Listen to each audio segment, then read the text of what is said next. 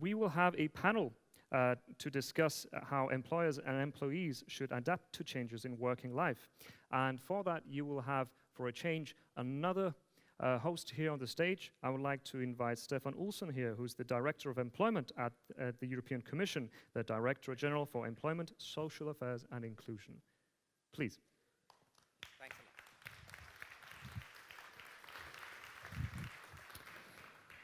Thank you very much. This is a very important panel. We heard Madam President, Michel Servoz, Guy Ryder, Juan, Werner Eichhardt, Paul Schaukens. Everybody has spoken about the importance of cooperation, the importance of social dialogue, and of taking concrete action. And in this panel, we will have the social partners, the key representatives for employers and trade unions in Europe, and we will have one of the representative of the European Parliament, who is, of course, the co-legislator, absolutely necessary to take concrete action.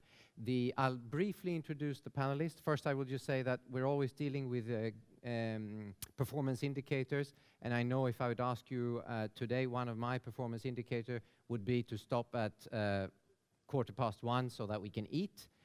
So I'm sure I'll be able to achieve that in cooperation with my panelists. So I'll ask our panelists up. First, Mario Lauristin, member of the European Parliament, member of the Libe Committee, and a substitute member of the Employment Committee. Welcome, Mario.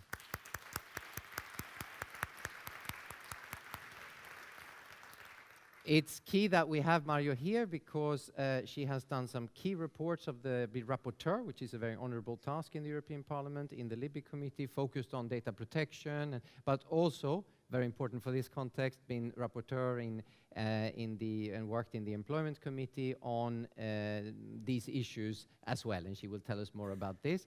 Then I will ask Luca Vicentini, General Secretary of the ETUC. Luca, nice to see you.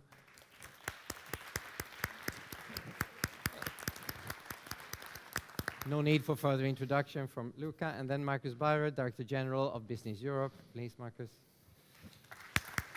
Hello again. Hi again. Hey, Stefan.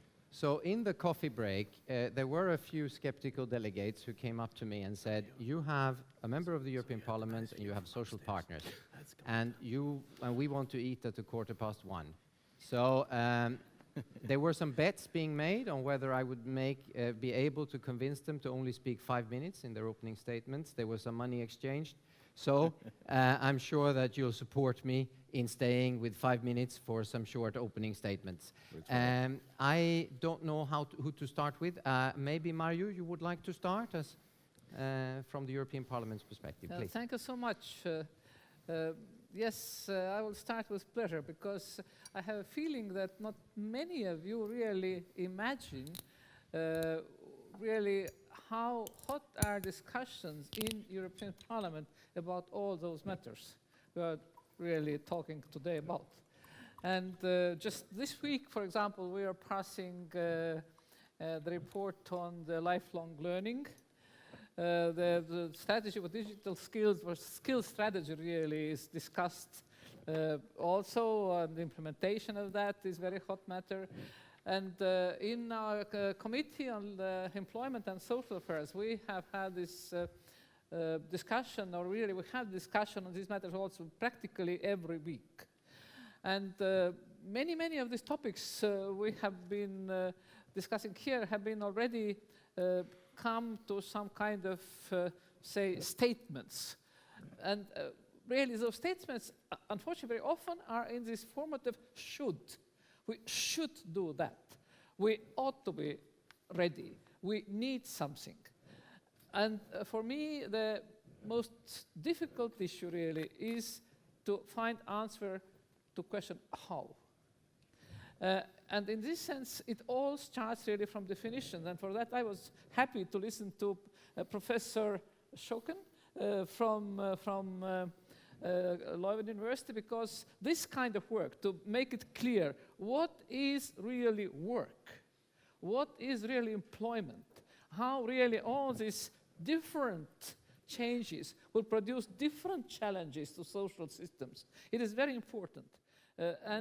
Unfortunately, very often, discussion not coming to this level of details. They are more talking about general things.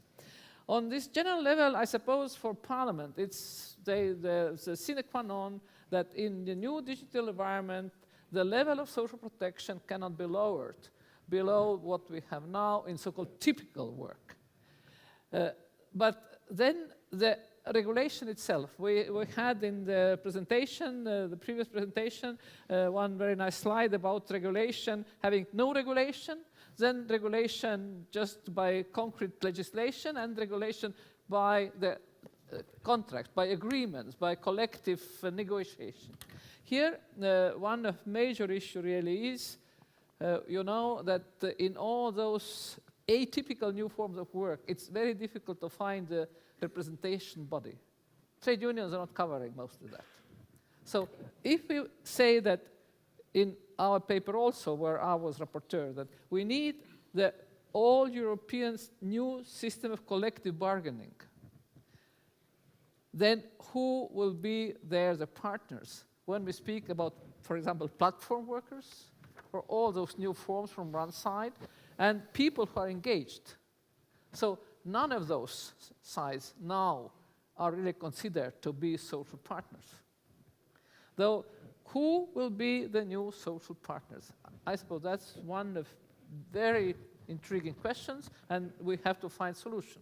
Because if we will not have solution on that, then we come to this regulation, which is done in the administration or in the legislation behind the scenes, and then everybody will say, oh, the new bureaucratic, the terrible prescriptions, oh, what this European Commission and Parliament are doing, they are building up the new rules which are not understandable for anybody.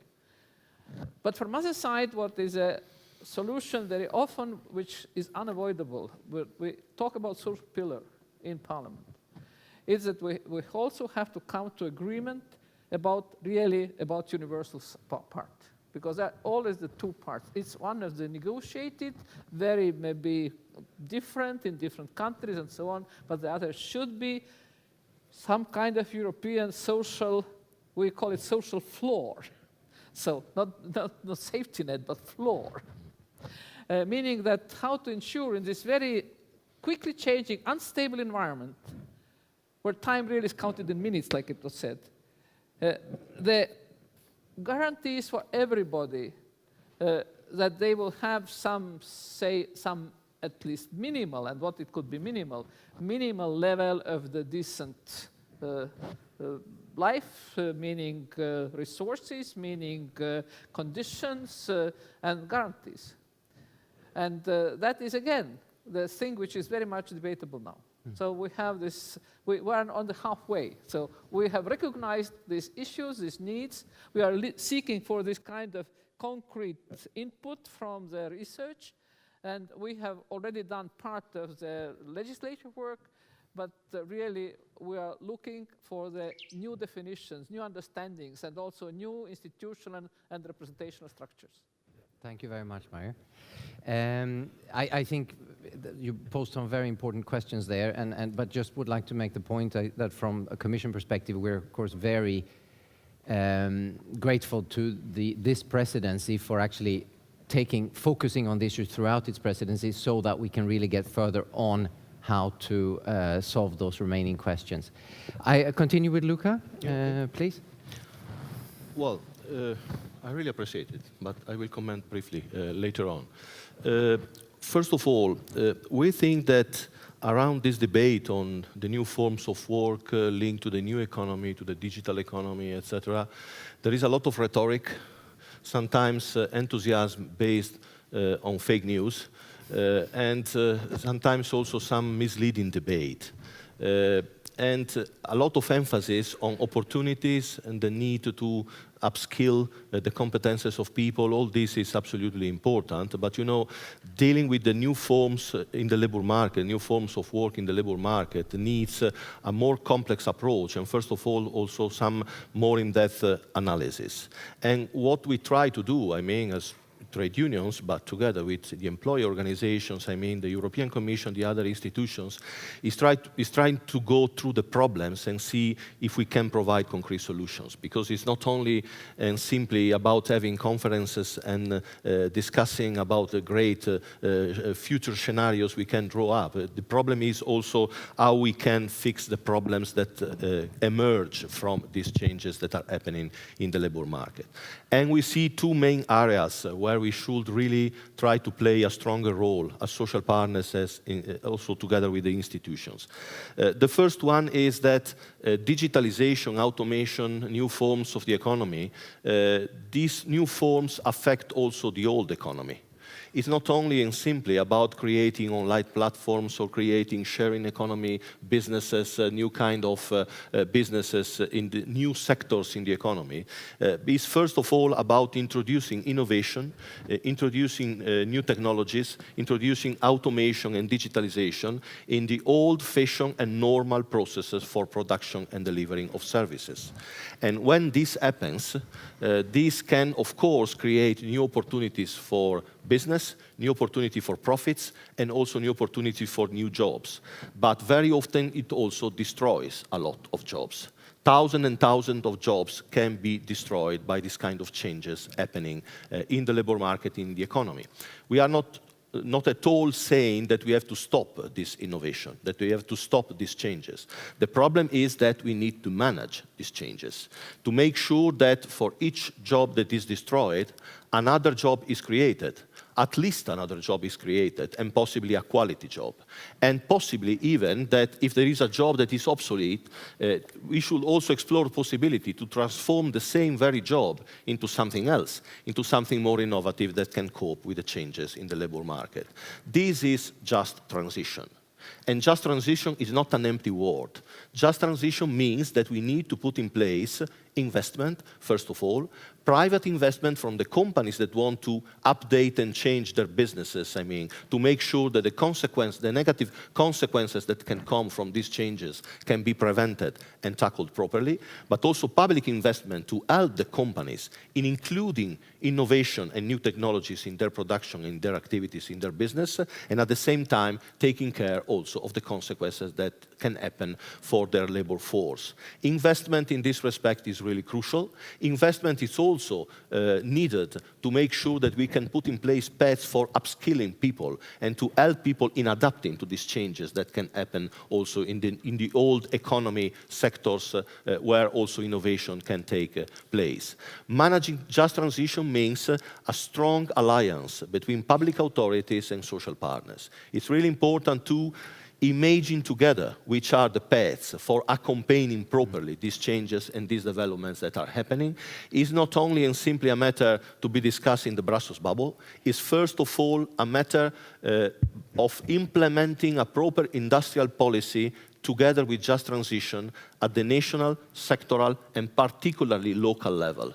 Because if there is a multinational company or even a local company that introduces elements of innovation in its own production process or in its own services process, well, very often this affects first the territory, the local dimension. And it's very difficult to address the problem remaining into the local dimension without being in touch with other territories, with other opportunities somewhere else, without having also some accompanying tools that can really slow down the problems and try to address the problems properly. This is for us the first side of the coin, how to manage just transition in the old economy when innovation comes, when new technologies enter into the production and the services. But then we have the other side of the coin, that is what was mentioned, that is the new economy. So online platforms, new forms of business in the digital economy, sharing economy, etc., etc. Well, all this, of course, implies thousands and thousands of people that approach these new types of labor market sectors where, of course, skills can be spent to make sure that they can really build up new paths for career, new opportunities for having interesting jobs, for having great opportunities to deliver their own talents, I mean, in the future. But there is also the shadow line, I mean, to be considered, because the problem is that very often there are no rules. We can have a combination of abuses, also new technologies that are used simply to justify the fact that there is exploitation in the labor market, in the online platform, in the sharing economy. And so we have to tackle these abuses properly. We have to make sure that good businesses are not overruled by bad businesses. I mean, that there is not unfair competition. Unfair competition affects businesses and workers in these sectors. But then even if we have genuine online platforms, genuine new types of business, genuine new type of jobs and works, and genuine self-employed people that would like simply to realize themselves in these new types of jobs and sectors in the labor market, we have to make sure that they enjoy the same rights as the others. It's not acceptable that a person, a very high skilled or talented person that is active in the digital economy, maybe earns even a good salary, but then doesn't have any hope to get a pension at the end of his or her career, doesn't have any hope to have proper unemployment benefits if he falls in unemployment, it doesn't have any opportunity to have proper social protection, maternity, paternity leave, etc., proper health and safety protection, some limits to the working time, because you know, in self-employment, working time is something that is impossible to be tackled. Well, to address this problem, and this is my final point, we need two elements. One element is that we need to imagine new, flexible and innovative legal frameworks to make sure that we can extend the same level and types of rights also to the new form of jobs in the labor market, in the economy. What she said about the discussion that is going on about the European Pillar of Social Rights, some legal tools that are under consultation to make sure that these rights can be extended. This discussion is really crucial, I mean, to set up some more innovative and comprehensive legal framework. But then on the other side, I fully agree, we have a challenge as social partners. How can we represent the new businesses in the digital economy and the new types of workers in the digital economy? Well, this is probably the greatest challenge that the social partners are facing at the moment, and we need really absolutely together to put in place new solutions. We need to reflect, we need some brainstorming, some creative imagination, I mean, about new forms of social dialogue, industrial relations, collective bargaining, and more in general, I mean, building up together some strategies for the future. Thank you very much, Luca. I go direct to Marcus, please. Thank you, Stefan. Well, good afternoon, I have to say. Meanwhile, ladies and gentlemen, thanks for inviting. Thanks for the statements I've heard so far. Well, let me start by saying I agree with Luca that we cannot stop the process and we should not stop the process. It's about an optimal transformation, and I think this beautiful country that is hosting us is a very good example. And for me, this was, I mean, when the presidencies always give you the chance to come to a country more often, to have a deeper look, of course. I mean, we know many European countries, but then for the presidency, you come several times, you have a deeper look. I had the chance to go to this Estonia in July already, and it's fascinating, because basically what happened in this country is a good example how you can succeed. Because I think, let's say, after the independence of the country, after the accession to the European Union, I think this country did a bit what normally a company would do. There was a very fair assessment of strengths and weaknesses, and then there was a plan, what can we do to succeed? And this plan was very much based on digitalisation, and I think it has been pretty successful. And I think after backdrops in the financial crisis, I mean, this country came back more rapidly. So what we need to do is we cannot stand in the way of this process. We need to manage it, and I would agree with Luca, we need to manage it in a fair way. And having said this, it's crucial that we succeed in doing so, because according to our calculations, if we succeed in doing so, we can add an enormous amount of value and therefore an enormous amount of jobs to what we have in Europe. But if we fail in doing so, we could ruin 10% of our industrial base. And in between these two poles, us being successful in this transition or not, lies jobs and happiness and unemployment and tears, to say it in a very drastic way. So I think we have no other solution than succeeding this. And making IT easy, like is the, let's say, the motto of this conference, I think this is the crucial point, and we need to do it. Coming to what Luca touched upon, I mean, working conditions, social security, does this still matter?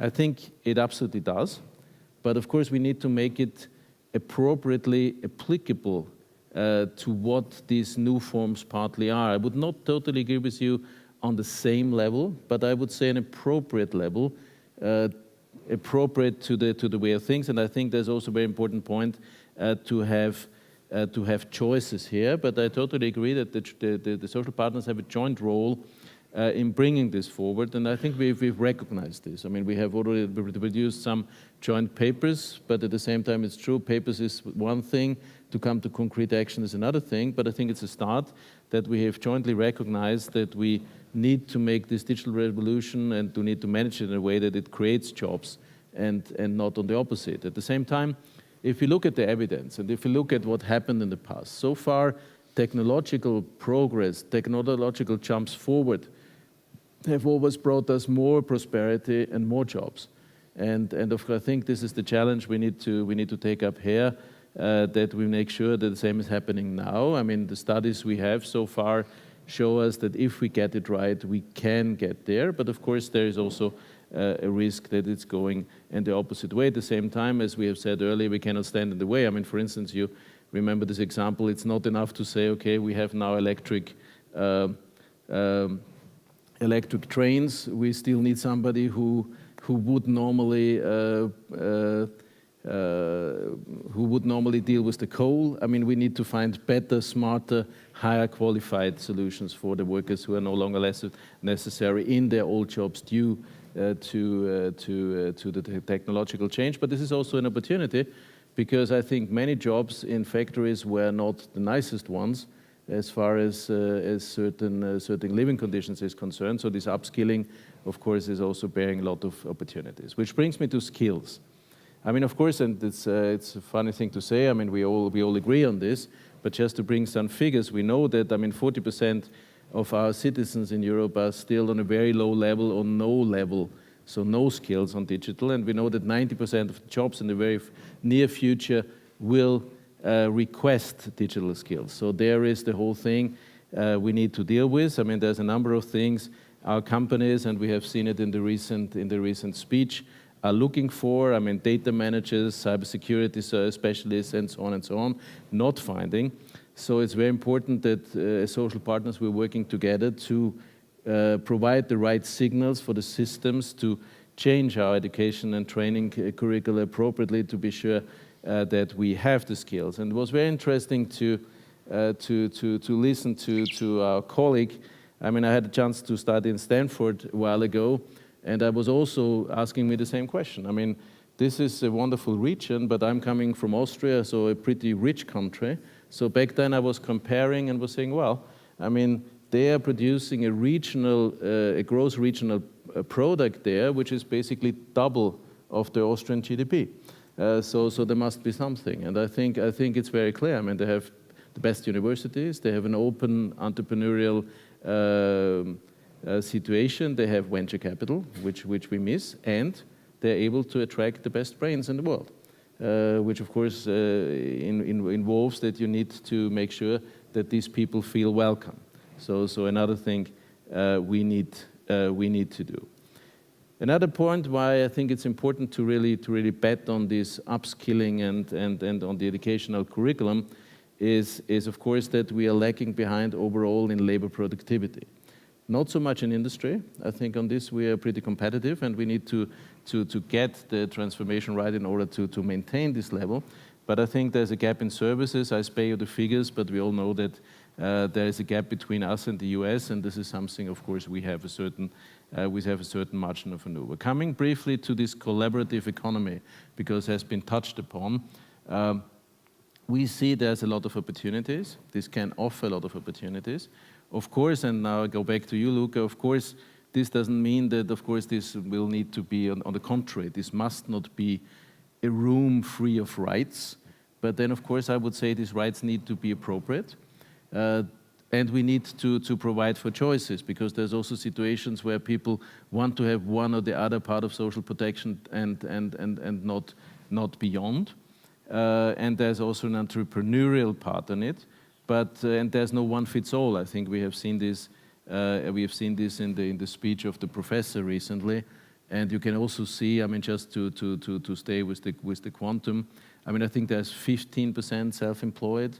there's a huge number when you count part-time and full-time work still traditional, and then you have this half a percentage point, a percentage point of these platform workers. So I mean, I think we also need to see these quantities. But what I wanted to say here is we must not forget that these platform works really provide for opportunities for people, especially for unemployed people. I mean, we had a close look on the French situation, and you can see that people who are driving for Uber, 25% of them have been unemployed before.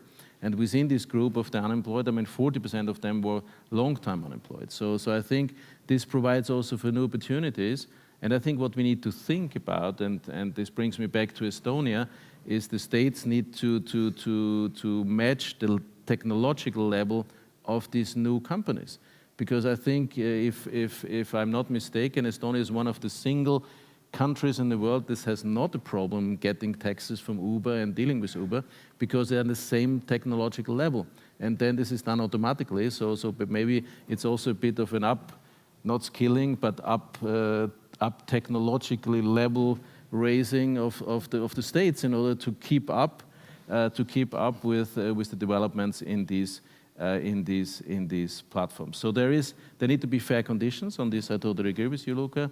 But there also needs to be flexibility, because otherwise, if you say upfront there needs to be the same rights for everybody, I mean, then of course you minimize the flexibility, and there's no one size fits all solution. Let me come to the end to stay more or less with the 5%. The key challenges I see in getting the transformation right is, in one, of course, that we create the condition for the workers for the transition. I mean, this is important, that we can move them to the new jobs. The second point is, of course, we need companies to have the necessary flexibility to adapt their workforce to the changing world. I think this is very important, and this goes for working time, wages, and contracts.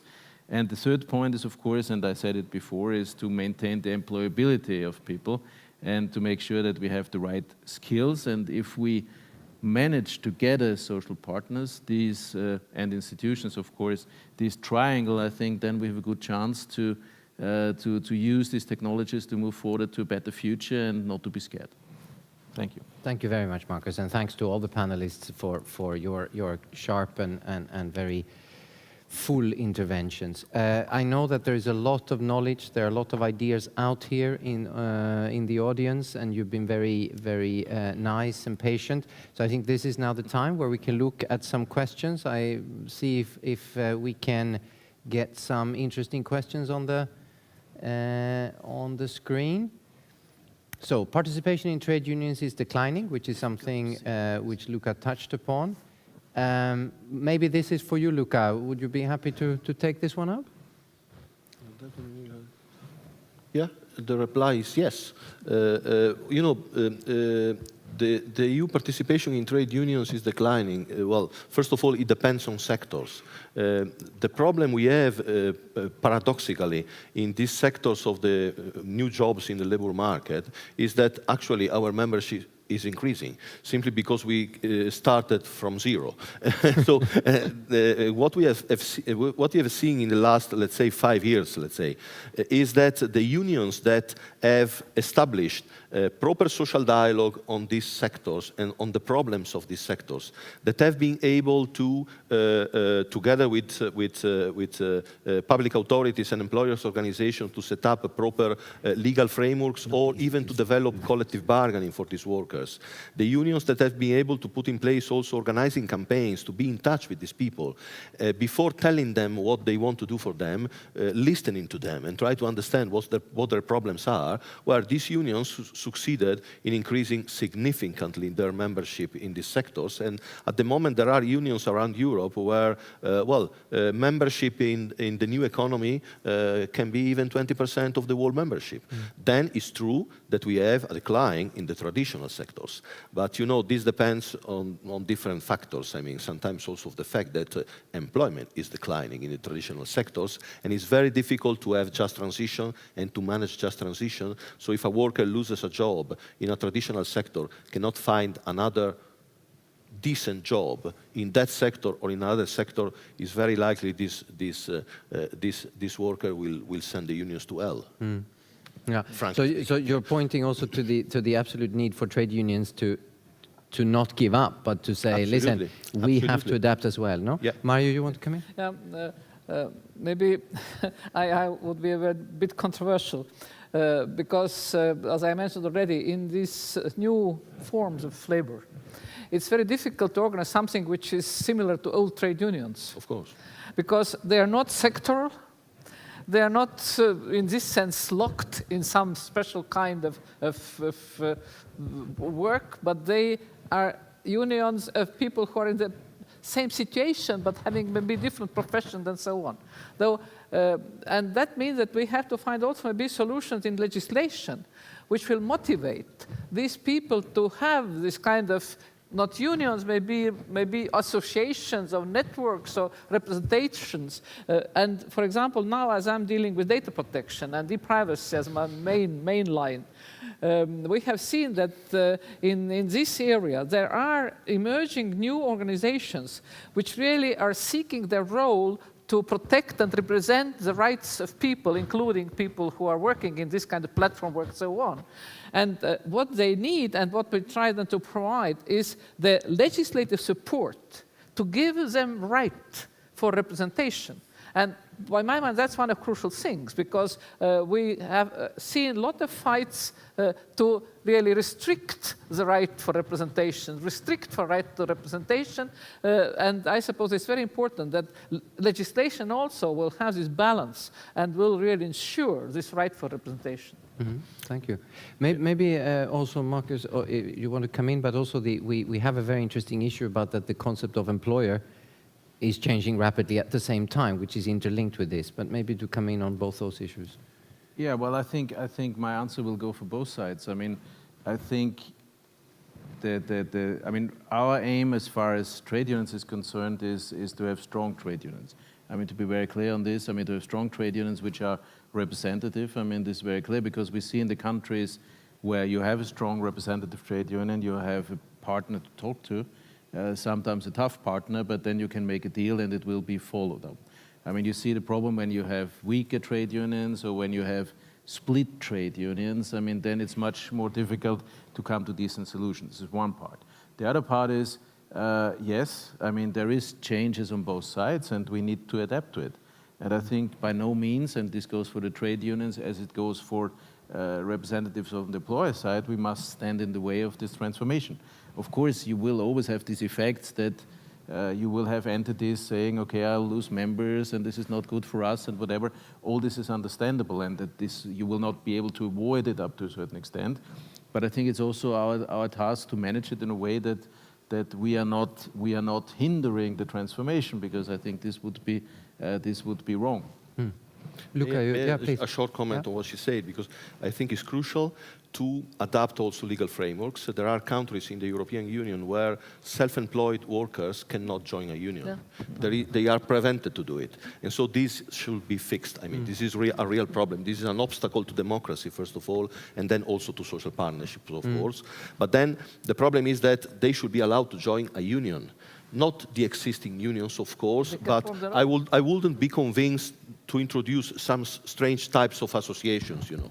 We need to build up proper trade unions adaptable to the needs of these workers. They are workers, so they need to have the same type of representation as the others, but this doesn't mean that the existing unions are the right ones to take care of it. In fact, the unions that have been more successful in representing these workers are the ones that have created new branches within the confederations to specifically represent the specific needs of these workers. And the other point that Marcus mentioned is also really crucial, because, you know, even if we succeed in representing these people and in creating proper trade unions for them, then we need a counterpart to have discussion, to have dialogue, to have negotiations.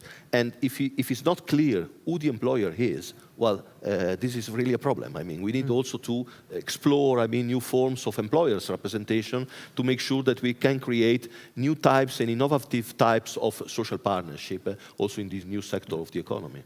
Well, you have all kinds of concepts. I mean, there's countries as well where you have the self-employed ex-lege organized in in compulsory employers organizations. So there's all these types. So I mean, my view would be that at the end of the day, I mean, I agree with you that of course you need to have a field where you know where to talk about.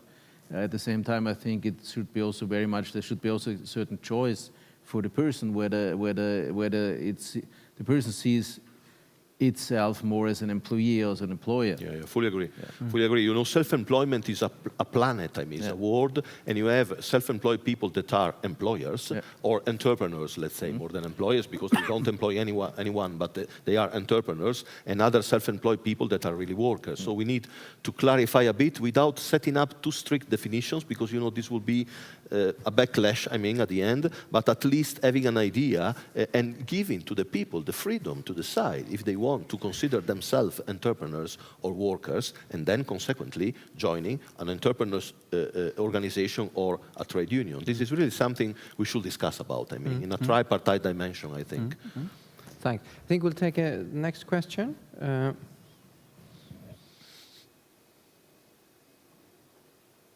That's quite an extensive question, but it's a very interesting one. We shouldn't get into too much detail, but I would just say that we had a very interesting development in the 90s, no? When we had that transformation where the European social partners and Business Europe and ETUC took up that responsibility and concluded a number of agreements. Which were, I think, crucial, we see afterwards, in how we managed to go forward. Those were turned into legislation, and we are now seeing the fruits of that. So I think this is an interesting question. How do you see now concretely the work progressing? You've concluded several cooperation agreements already on skills, but maybe Marcus first? Yeah, well, I think there's quite a number of agreements, not so many in the recent past. I would appreciate, but I mean, we see this step by step. I mean, there has been the work-life balance issue, where we came to the conclusion that we didn't want to move the situation further after having moved it several times.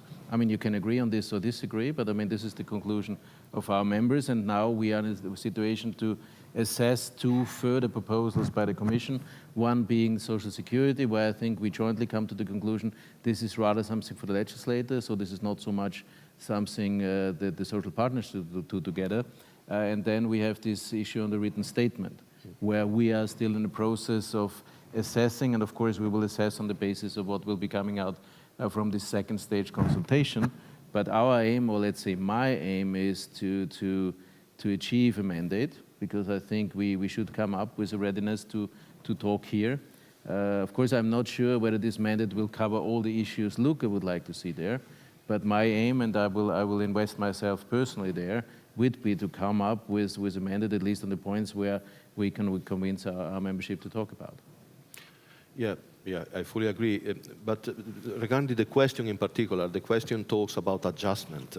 And you know, as I said before, adjustment takes place mainly at the national and sectoral and local level. So it's very difficult for us as European level social partners to provide direct intervention or specific agreements on the ground, I mean, to help workers and even companies, I mean, adjusting to these changes. What we can do at the European level is to try to set up together, also with the institutions, some frameworks that can help, I mean, national and local social partners in addressing these problems properly. For example, we started a discussion about industrial policy, and this was quite successful. I mean, we had some common principles, I mean, on how to manage the changes in the industry sectors, I mean, and also digitalisation and automation, of course, is part of this.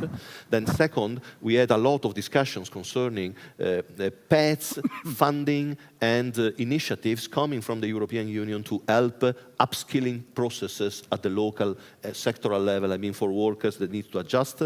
Also funding is included, of course, funding can help, but it's not only a matter of money, you know, it's also a matter of setting up the proper and virtual processes to make sure that people can have access to upskilling processes and paths in their own company, workplace, sector, local dimension, etc., etc.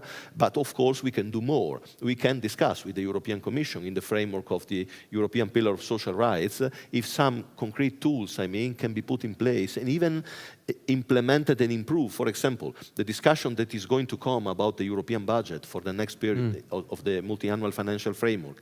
Why we cannot discuss about reforming a bit the European Adjustment and Globalization Fund to make sure that this fund can be really accessible, not simply and only for governments, I mean, but also for companies, for local authorities, for local social partners that can address the problem of just transition in their dimension and then finding an help in the European levels, I mean, to be strengthened in their action. There are fantastic examples in some countries, I mean, of capacity of managing at local level, tripartite level, this kind of changes in a proper way. So we can help a lot in this respect, I think.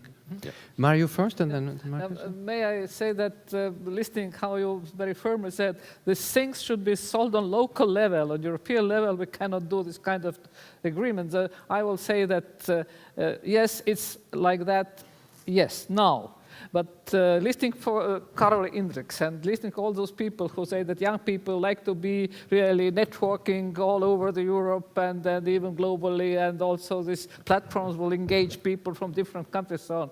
Though we in Parliament, when we have been discussing that, we clearly have acknowledged that there will be need for this kind of new social platform for negotiations, which will not be localized and locked, but which really will open up to people from different parts and will be then the networking of individuals, say self-employed or platform workers or whatever, in the certain issues, issue-based. And that is this kind of new social platform need, which really, I suppose, will be growing.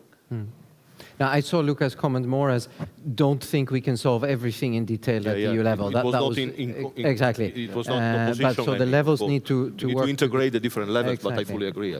Please, Marcus. No, and I would agree on this because, I mean, there's a lot we can do and should do, and I come to a good example. At the same time, there's a lot of things you need to do within the specific traditions and necessities of a certain place. I mean, will we be able to move this forward step by step? I hope so, and then maybe the pillar story is a step in this direction. But of course, we also need to accept the realities which are out there in the market. But what I wanted to say is, one, I would like to underline that, I mean, on the budget we haven't discussed, so this is a point we will need to see. But we are totally on the same page on the capacity building. We have an issue of capacity building in some member states, and there is member states where we have a problem on the employer side. There's others where the trade unions have a problem. So of course, I mean, to work together here also with the institutions, because this is also always about funds. I mean, this is a crucial point, because if we don't have the capacity, if we don't have the players on the ground, I mean, it's very difficult to also roll out the agreements we can achieve together. So I think this is a crucial point. The second point, Luca mentioned the industry policy, and I think this is a good example. I think now the speech is out, and I'm getting all kinds of SMSs of my people saying I should have a look on different positionings we are having, but I'll do this in 15 minutes. But I mean, one important thing is that the President of the Commission has acknowledged the necessity of a structured way forward on industry policy. And I think this is very important, because our conviction is that, I mean, the whole world is having industrial policies, and if we don't have an integrated one, we will have a problem dealing with this. Of course, we want to have one based on our own strengths. And this is a good point. And part of what made it possible is, like Luca said, is that the social partners on the European level had a joint view that there was this need for industrial policy. And I think there's also the common understanding with the Commission that we will also have a joint view in driving this show forward. So there will be some kind of a I mean, however you call this, round table, task force, whatever. And I think it's clear that we will both have to play a key role in there in order to move this topic forward. So there is things which, initialized by the social partners, really have an impact on European policy, and I think this is a crucial point. No, I didn't see, of course, we're all discovering now the latest draft, but as I understand it, there's a full communication in the new industrial strategy with strong points on the issues you mentioned on funding, EGF, etc. So I think that can be very interesting. I suggest we take one more question. Very good, short, clear question. Mario, you want to start? I suppose that here answer is that all of them, Yes. and even more. Because I suppose that it's very important to understand that there are very different, say, content in upskilling. And maybe I start from the most urgent thing for me. It's when we think about these disappearing jobs or changing jobs, and then add this knowledge what we have from research that people who are older than 45, 50 years, they really are very, very low in participation in any kind of lifelong learning. And when we have all these nice documents and reports and legislation that they should be more, then should have more, then there is needed the new system. In Estonia, I know that we already have a plan, our minister has made a plan how for those professions and these workplaces where it could be foreseen that change will come, have this upskilling or retraining for these people who could be in danger not tomorrow, not today, tomorrow, but even maybe after some years. Because it's a process which is not based on 2-week courses. It could be maybe even full re-education, full professional re-education. And that should be paid. We now use European Social Fund for that, but it could be paid also from different sources, from employers, for example, or whatever. And in this sense, for example, for people who are now active in upskilling, people who are more educated, like we saw in this all pictures. Also, there is a problem with this bookkeeper, for example, or other. And I suppose it's very important to understand that in higher education and university education, we have to have a new layer to have the new professional education of people who have university degrees when they are, say, 40-year-old and have the full maybe 20, 25, and 30 years of work ahead, to have this fully insured and free of charge, maybe even, opportunity to have the second education. What is very difficult to ensure now. And that's, I suppose, urgent thing. And then what I want to say, the third thing is upskilling from the very early childhood. Meaning that if we now look at lifelong learning, it starts really from capacity to learn. And we have to look what children should learn being in primary school to be capable to have this upskilling when they will be 40. And it's not only technical skills, it's mostly intellectual skills. And that's also when we discuss strategy of skills in Parliament. We are more and more speaking about, for example, who is teaching now people to understand what is algorithm. When we put in the law, for example, that is already in GDPR, in regulation of privacy, the personal data protection, customers should be informed about algorithm of profiling. But where are customers or employers even are educated to understand what is algorithmic profiling? Yeah, absolutely. No, it's a very good point. Luca? Well, I will say, to a joke, I mean, that workers will be ready to pay for upskilling when they will get a pay rise. But having said that, because the wages are very low in most of the European countries, but having said that, of course, first comes public funding. European level public funding is available. National level public funding is more or less available. We have to see how to better use these sources, I mean, to make sure that the money goes in the right direction for the right things and helps in the situations that are most in need, I mean. Then we can have some kind of shared responsibility in terms of funding between employers and workers if it comes through insurance systems for skills, for upskilling and for training, if it comes through mutualization systems, mutual funds and joint funds managed by social partners. It works very well in several countries, I mean. Of course, the contribution to fill these funds should come from the social contribution that is already in place, that is shared, for definition, between employers and workers. So there are solutions. The problem is if we can make these funds and this money, I mean, really properly and effectively spent. And this requires, again, social partnership. We need to set up together the right paths, to manage properly these transition processes and making sure that we can have, on the one side, continuous training for everybody as a basis, and then specific interventions in terms of upskilling for those companies and workers that are properly and really involved, in transition processes. Thank you. Marcus? Well, I think on the algorithm, we all understand a bit better after having had a view on the Trump electoral campaign, but this is a this is a different story.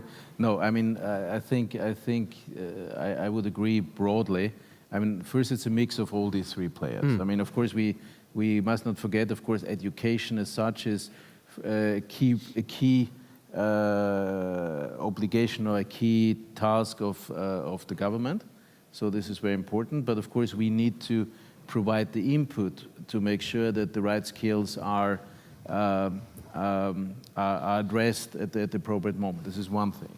But at the same time, of course, it's also joint responsibility of social partners in giving these hints to the government in order to get the right curricula or to the institutions at the same time. And then, of course, also to make sure that we provide for the skills which are needed in the transition. And there is a mix of possibilities there. And on this, I agree with Luca. We'll have to see step by step where we do what. And it's also about doing appropriately right. I mean, on the level of pay, I mean, okay, we'll have this debate a bit elsewhere. But a matter for negotiation. but I think on doing the right thing together to make sure we provide for the skills and the transformation, and I think on this we totally agree. Mm-hmm. Thank you very much. I think there's no doubt about the commitment and vision of the leadership of both our and from our co-legislator. So I think that's very encouraging. But clearly there is so much work ahead and we see that also in an institution like the Commission. The reluctance to accept change and to rethink is big, and it will always be there. So we have a very strong joint commitment to really accept change and accept our way of thinking. So thank you very much. I think that we will stop there because another question will bring us into and take away a bit of the lunch time.